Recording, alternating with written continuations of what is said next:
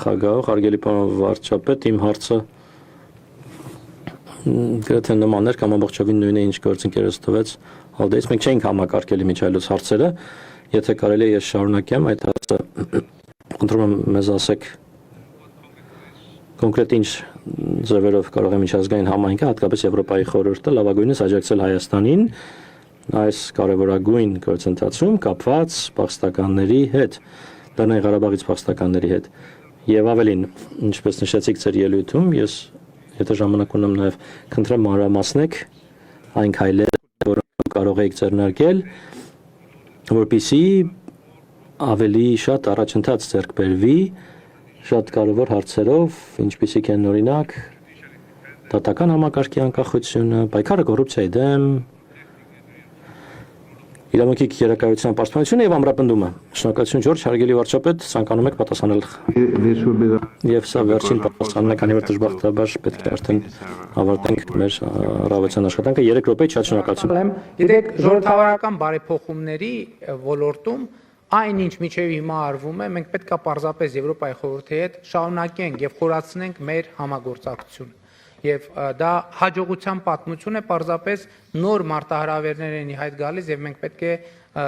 այդ մարտահրավերների հետ առերեսվենք եւ լուծենք Հայաստանում ժողովրդավարությունը առավել ինստիտուցիոնալ դարձնելու համար։ Իմիջայլոց հարցերի մեջ կար նաեւ թե Եվրոպայի խորհրդի խորհրդարանական վեաժողովը ինչով կարող է նպաստել խաղաղության գործընթացին։ Օրինակ, լեգիտիմ բառապաշարի օգտագործումը դրա կարևորագույն բաղադրիչներից մեկն է, որովհետև այն բառապաշարը, որ օգտագործվեց եւ որի օգտագործումը ես դատապարտեցի, դա Հայաստանում լայնորեն ընկալվում է որպես տարածքային նկրտում Հայաստանի Հանրապետության ինքնիշխան տարածքի նկատմամբ։ Էլի եմ ասում, խնդրում եմ բոլորիդ, Վաշինգտոնի հռչակագիրը ընդամենը 1 էջանոց փաստաթուղթ է, 1 էջանոց 5 կետ։ Խաղաղության համաձայնագիրն էլ հրապարակված իմիջայլոց շատ մեծ չէ, եւ դա է այն լեգիտիմ եւ համաձայնեցված բառապաշարը, որի վրա մենք պետք է հիմնվենք եւ որի օգտագործումն է միայն, որ մեզ հնարավորություն կտա նորածին խաղաղությանը խնամել եւ հասունացնել։ Ինչ վերաբերվում է Ղարաբաղի փախստական մեր հայրենակիցներին, արդեն ասի, մենք հույս ունենք, որ միջազգային հանրությունը ֆինանսական աջակցություն ցուցաբերի ավելի շատ նրանց բնակավորման հարցերը լուծելու համար, բայց Եվրոպայի խորհուրդը նույնպես կարող է աջակցել Ղարաբաղի մեր հայրենակիցներին համար տարբեր ծրագրեր իրականացնելով, այդ թվում վերամասնագիտացման, կրթության հարցերում նրանց աջակցության եւ կարծում եմ, որ դա շատ կարեւոր ուղղություն է, որպեսզի նրանք Հայաստանի զարգացող աշխատանքի շուկայում ավելի արագ գտնեն իրենց տեղը։ Իհարկե Հայաստանի կառավարությունը նման ծրագրեր իրականացնում է եւ միջայլոց առաջիկայում մեր կառավարությունը պատրաստվում է համաժողով կամ աշխատաժողով հրավիրել, որտեղ մասնակից կլինեն Լեռնային Ղարաբաղից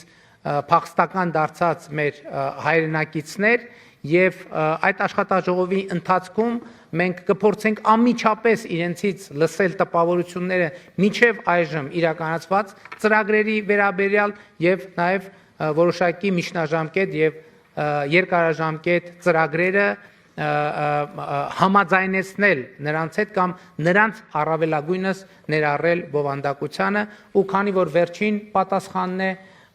վեաժողովի հարգարժան նախագահ, հարգելի գլխավոր քարտուղար, հարգելի ներկաներ, դեսպաններ, պատգամավորներ, կրկին ուզում եմ շնորհակալություն հայտնել ձեզ այս հնարավորության համար